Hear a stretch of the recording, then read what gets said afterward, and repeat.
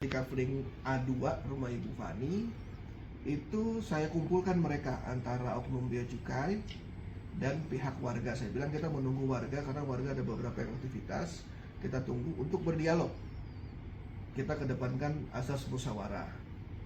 Nyatanya dalam proses tunggu warga hadir, oknum bea cukai makin banyak di lokasi, makin berkumpul. Singkat cerita, kami juga menunggu tim lawyer yang lain. Ada Hizbul dan tim yang lagi di pengadilan, ada Bang Egy Sujana, ada Habib Isam dan lain-lain. Saat itu belum dapat hadir, masih saya kedepankan mediasi. Ketika pukul mendekati 12 siang, suasana mulai memanas. Saya bilang mereka mau memaksa untuk masuk, saya tahan. Saya bilang tolong, ini warga sudah saya siapkan, silahkan berdiskusi dahulu. Oh kalau gitu saya mau diskusi tapi nggak lama, hanya 15 menit. Saya bilang tidak bisa diputuskan sebagai 15 menit. Kenapa? Karena biarkan semua warga mengeluarkan apa yang dirasanya, apa yang mereka punya dasar-dasarnya, tapi mereka tetap memaksa. Saya bilang oke, kalau gitu kita tunda dulu. Ini mendekati waktu sholat dan waktu istirahat. Sehabis isoma kita masuk untuk mediasi. Ternyata mereka tidak mengindahkan istilah isoma, istirahat dan sholat. Tetap maksa ya? Tetap maksa. Pada saat jam sholat itu mereka tetap memaksa. Saya berdiri dari tempat duduk saya dikepung sekitar hampir 50 orang. Terjadi dorong-mendorong dan argumentasi. Dan apa yang di belakang itu kaca itu? Itu sesi kedua sebenarnya. Jadi pada saat pertama tuh itu udah dorong-dorongan. Saya sudah sampaikan bahwa kita nggak bisa seperti ini. Ini di belakang banyak orang-orang yang lebih tua dari kita umurnya, lebih rentan. Tapi mereka tetap memaksa. Terjadi saya didorong, saya bertahan. Terakhir saya ditarik keluar. Di situ saya marah. Saya marah kenapa? Saya sebagai kuasa hukum harus mendampingi klien kita. Setara dengan polisi, jaksa, hakim. Iya. Sesuai dengan undang-undang advokat, advokat bahwa advokat itu setara dengan polisi, penegak hukum, polisi, jaksa, hakim. Yang keempat kita.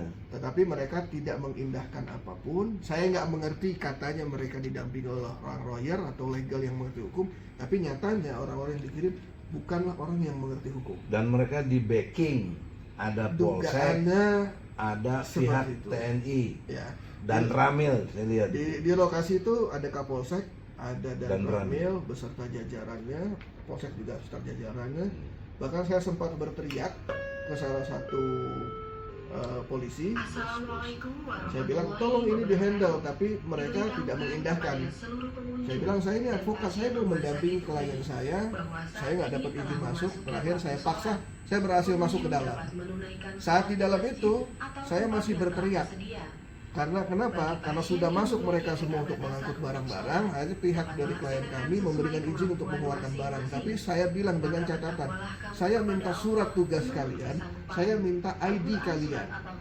Tetapi tidak ada satu orang pun yang menggunakan seragam bea cukai yang mengeluarkan surat tugas maupun dan tanda pengenal. ID, tanda pengenal. Mereka hanya menggunakan seragam. Kalau bicara seragam, bisa manipulasi. Siapa aja bisa memanipulasi membuat seragam. Dan diduga ada preman di seragamin bea cukai. Itu yang dugaan-dugaan memuat. Kenapa?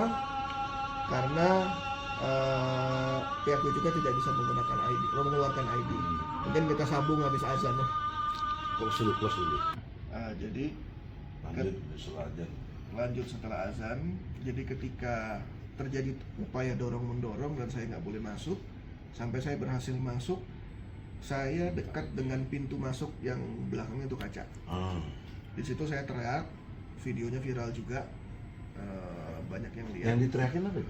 Saya minta surat tugas sama ID daripada orang-orang yang mengaku sebagai orang bea cukai. Ada yang bisa nunjukin surat kuasa? Satu pun mereka tidak ada yang mau menunjukkan surat kuasa. ID? Maupun ID ataupun surat tugas. Berarti diduga liar lah ya? Sampai dengan hari ini karena dia tidak bisa menunjukkan surat tugas tersebut, kami menduga bahwa ini adalah tindakan liar atau ilegal. Nah, ketika saya tanya, dia mau menunjukkan hasil dari webnya dia, saya bilang ya silahkan aja di print atau jadikan PDF. Dia menanyakan kepada kami, mana surat kuasanya? Nah kebetulan saat itu ada tim yang datang, ada Hizbul di situ sama tim, ada Bu Eli. Mereka baru pulang dari pengadilan Jakarta Barat. Dan dalam proses hukum memang legal standing kita harus didaftarkan di pengadilan untuk gugatan. Dijawab oleh rekan saya bahwa surat kuasa lagi didaftarkan di pengadilan. Nah, di sini ada hal yang lucu sebenarnya. Ada dua hal. Pertama, kalau mereka memang membawa orang legal atau orang hukum, dia pasti akan mengerti proses peradilan, di mana legal standing kita harus didaftarkan di pengadilan. Kami telah menerima kuasa, bukan kami tidak mempunyai kuasa. Yang kedua, kuasa itu dapat diberikan secara lisan maupun tertulis. Dan saat itu klien kami atau prinsipal ada di lokasi, gitu. Berarti bisa atau patut diduga bahwa orang tersebut yang mengaku dia sebagai legal tidak mengerti tentang hukum. Namanya siapa itu? Saat itu mereka mengaku bagian legal bernama Joe, yang pakai topi kacamata, yang dari awal bersama saya saat proses itu. Nah, dia mengatakan dasar saya mau eksekusi pemohon adalah SHP yang sudah berkekuatan hukum sah. Saya bilang berkekuatan hukum sah dari mana? Dari pengadilan atau hanya dikeluarkan BPN? Karena kita tahu sama-sama bahwa semua hal itu bisa terjadi manipulasi ataupun dugaan-dugaan lain dalam proses keluarnya sertifikat tersebut. Penting lagi diuji. Itu yang lagi kita uji di Petun. Tapi mereka tetap mengatakan bahwa sertifikat ini sah atas nama Bea Cukai. Saya bilang, Anda boleh mengklaim secara sepihak, tapi kami berkesepakatan menunggu putusan Tun, baru kita adakan pengosongan. Kalau itu memang harus pengosongan. Kalau tidak, saya dengan tegas menolak pengosongan hari ini. Nah, pertanyaan saya, closing aja supaya lebih pas itu ya. Setelah peristiwa itu, antum terjolimi, kenapa sampai akhirnya harus masuk rumah sakit? Ini tolong dijelaskan. Nah itu dia, jadi sehabis perdebatan tadi ini, mereka menanyakan surat kuasa, tiba-tiba ada satu orang itu yang pakai kacamata, dia di video juga ada, loncat dengan mengatakan yes. Lalu mereka panggil serbu. Oh, Nah, langsung ada perintah serbu ada tuh? Langsung mereka kasih kode untuk menyerbu. Saat itu karena di belakang saya ini ada kaca dan penghuni rumah dan warga yang rumah Fani itu kan? itu rumah Fani di Blok A2. Di belakang itu banyak boleh dibilang ibu-ibu orang tua lah. Jadi saya bertahan semaksimal mungkin dari benturan ke kaca di belakang dan orang tua yang ada di belakang. Mereka pun teriak-teriak. Mereka tetap berangsek menarik kita, itu kurang lebih sekitar 50 orang lah. Mereka nyerbu kita, di situ ada Hizbul ditarik. Yang saya nggak paham kenapa yang jadi sasaran itu saya. Saya ditarik di video itu dari kepala, didorong dari belakang, tangan saya dipegang 2 orang, kurang lebih hampir mendekati 10 orang. Nah dari belakang itu saya didorong sampai saya jatuh terpelanting. Jatuh bantu kena ini tulang belakang? Iya, saya jatuh duduk pertama, terus kepala saya menghantam tembok sama tanah atau ubin. Ya, ubin. Terus ada satu orang yang mengaku dari humas narik tangan saya cukup keras, tapi klaimnya dia mau menyelamatkan katanya. Dia bilang saya mau nyelamatin, bicaranya seperti itu. Terus katanya saya dengar engsel berubah apa bergeser gitu. Nah ini pernah ada riwayat bekas tabrakan karena hantamannya cukup keras. Saya begitu jatuh duduk saya nahan pakai tangan kiri. Di situ Nah ini ada hentakan, ini bergeser, ini nyebabin bengkak. Jadi bukan geser yang lepas dari tempatnya, tapi ada pembengkakan di bagian tangan sebelah sini sama pergelangan. Nah, selesai dari peristiwa terus itu. kenapa sekarang kena ke belakang? Nah, ini yang terjadi karena adanya hentakan di tulang belakang menyebabkan karena jatuh tadi. Ya, dari hasil medis diketahui kalau ada pergeseran sekitar 15 derajat dari tulang, itu menjepit saraf di lumbar nomor 3, 4, 5 dan T1 di bagian itu udah di ronsen ya? Sudah MRI. Jadi nggak hanya di ronsen. Apa kesimpulan dari MRI-nya? Kesimpulannya ada bulging di bagian saraf nomor 3, 4, 5 di lumbar dan T1 itu di tulang bulging. Iya, bulging lompat.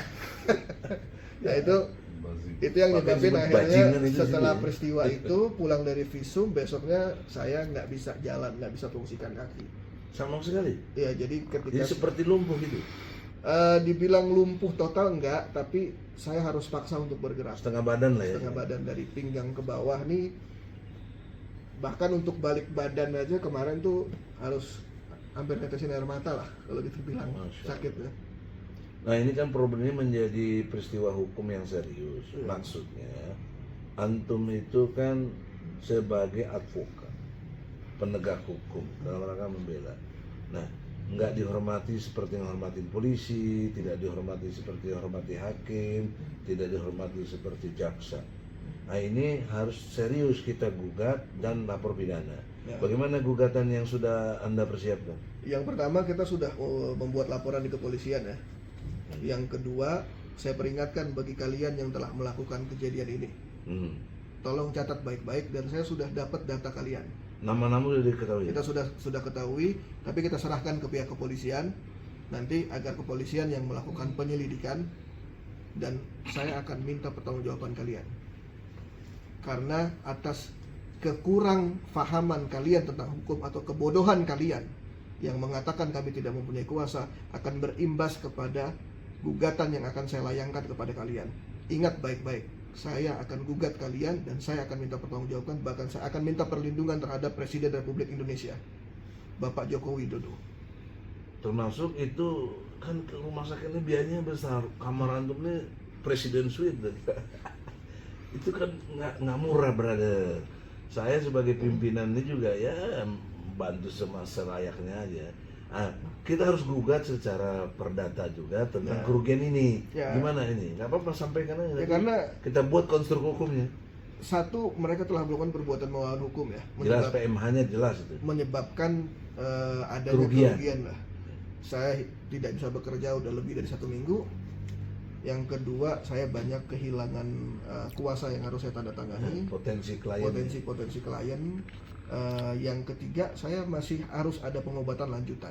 Dan yang paling bahaya tadi ada juga lumpuh sebelah itu, lumpuh separuh. Jadi dokter udah bicara kalau memang kondisi ini tidak membaik maka harus dilakukan operasi. Nah, operasi. Nah, dugaan dokter apa yang berkait dengan tulang belakang tadi? Terkait dengan syaraf tulang belakang mungkin masyarakat juga udah tahu ya. Efeknya bisa setengah badan nih lumpuh terburuknya. Bahkan di operasi pun dokter tidak mau berjanji 100% pasti akan berhasil. Dokter akan mengatakan ini 50-50 berhasil atau tidak, karena saraf-saraf ini kan cukup rentan dan kecil. Tapi saya masih percaya dengan Allah bahwa Allah pasti akan memberikan kesembuhan. Ya, tapi dimensi kesalahan ini kan ada pada manusia. Ya, penyebabnya. Brother harus buat gugatan serius dalam konteks ganti rugi. Ya. Harus semahal mungkin. Ya. Karena siapa yang bisa ganti tubuh kita ini? Ada nih. Yang pasti dalam gugatan saya sudah siapkan untuk immaterialnya kita akan menggugat sampai dengan 100 miliar. Jangan imaterial, ini kan salah satunya yang kita udah rasakan. Berupa material masuk nih rumah sakit. Ya, material pasti, ya, pastinya. Gitu. Kalau material kita bisa buktikan semua, dan banyak sekali segala macam. kerugian yang diduga biaya, potensi seperti biaya rumah dokter. sakit, biaya dokter, pengobatan gitu. Setelah setelah kita selesai dari rumah sakit masih harus berobat. Ya. Nah itu pasti kita akan hitung. Oleh karena itu jangan tanggung. Karena kalau bicara saya dan ini anak saya juga mengalami, dia dicekek terpojok sedemikian rupa. Kita lihat sampai jatuh. Bang Iskul dicekek juga. Ya, didorong sampai kapolseknya juga jatuh. Teman-teman. Itu kan fakta hukum. Yang saya kecewanya itu kok nggak ngerti hukum mereka ini. Bahwa advokat itu penegak hukum yang harus dihormati dalam rangka membela.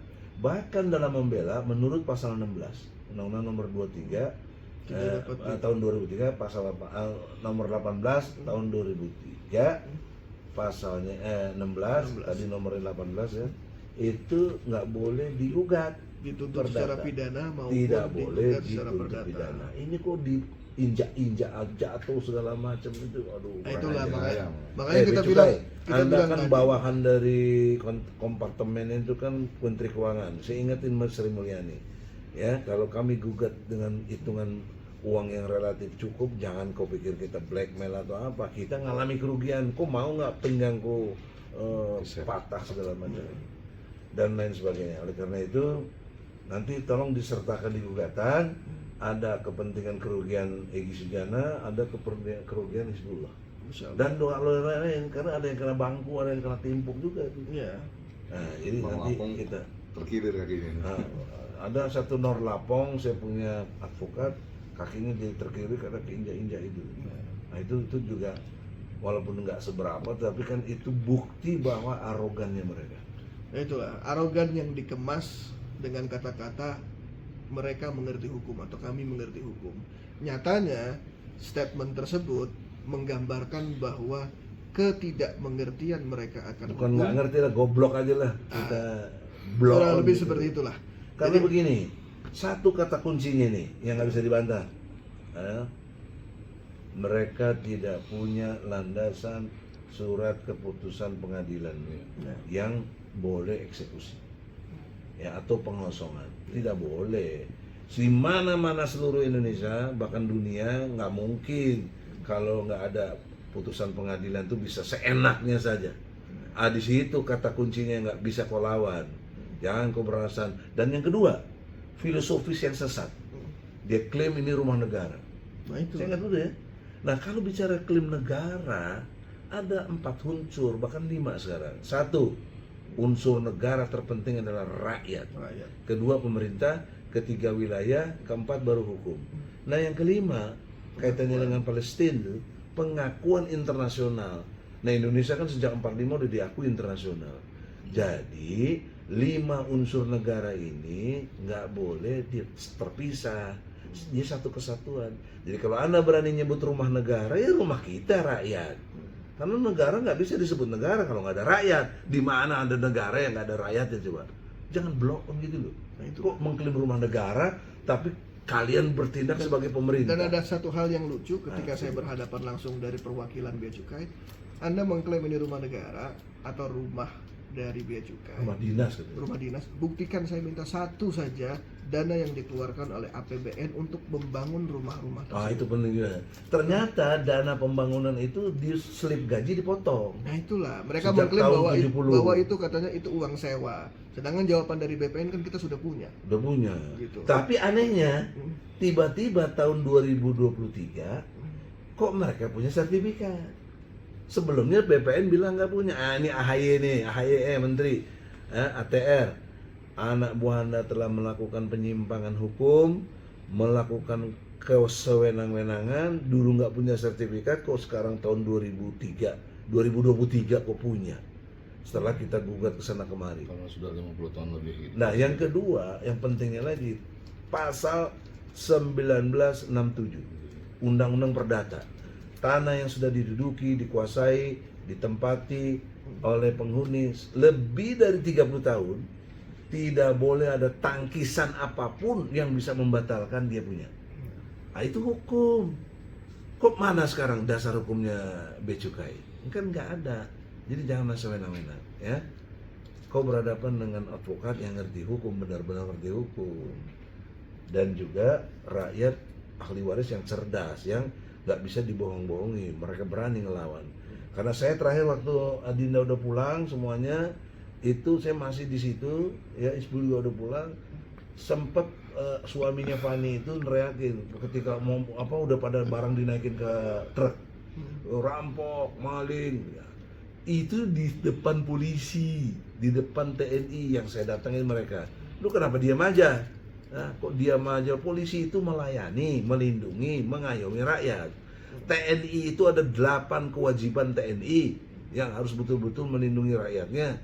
Kok malah diemin gitu kita. Jadi ternyata backingan itu. Dan saya sudah lapor ke Garnisun depan Gambir itu. Dan saya sudah lapor ke polisi, ke Polda Metro.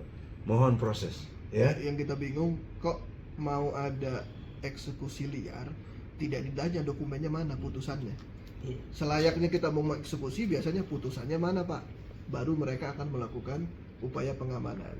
Kok di dalam kasus ini tidak pernah dipertanyakan, padahal di wilayahnya mana putusan pengadilan? Kalau ini tidak ada putusan pengadilan, berarti Ya, eksekusi liar. pertanyaan itu nggak penting kalau fulus masuk. Masalahnya dugaannya. Laisa fulus wa mampus itu. Saudara-saudara, sampai di sini mudah-mudahan kisah story yang nyata ini menjadi inspirasi buat penegak hukum lain. Janganlah begitu. Kalian itu ada karena ada rakyat. Kalian melindungi rakyat, mengayomi rakyat, melayani rakyat, tribrata. Dan Sabta Marga TNI menjunjung tinggi kejujuran, kebenaran, keadilan, bertakwa kepada Tuhan Yang Maha Esa. Itu Sabta Marga ketiga. Jadi jangan main-main lah. Ini sumpah semuanya. Kalau melanggar sumpah, azab Allah sebentar akan tiba.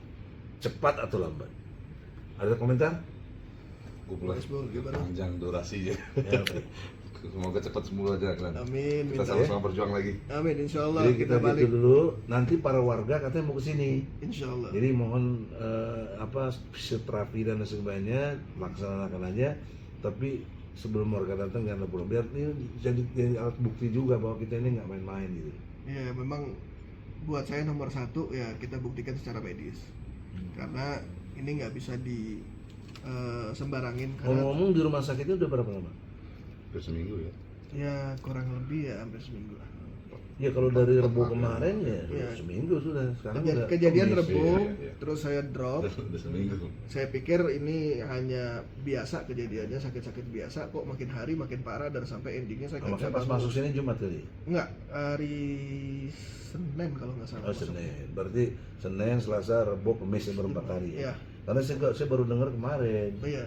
Nah, Jadi dari ketika saya udah Jumat. nggak bisa bangun dari tempat tidur, akhirnya teman-teman inisiatif untuk bawa kita ke sini. Dan yang menarik saya dengar dari Yeni Rahman loh. Iya. Karena Yeni Rahman WA ke saya, ya, Mbak Yeni nih saya buktiin saya datang sini. Ya. Karena dia sangat peduli perhatian. Iya. Karena antum lawyernya Yeni Rahman. Nah, saya udah konfirmasi perusahaannya belum selesai katanya. Kemarin beliau datang juga ke sini, alhamdulillah. Udah datang ya? Udah datang. Dia cerita nggak orang saya? Iya, dia dapat cerita dari rekan saya Dio ke klien kita yang lain. Nah, dari klien ini nyambunglah ke Ini. Mbak Yeni. Gitu. Sini datang ya? Datang kemarin Alhamdulillah. sudah hadir. Nah, itu. Terima kasih buat everybody. Assalamualaikum warahmatullahi wabarakatuh. Waalaikumsalam. Assalamualaikum.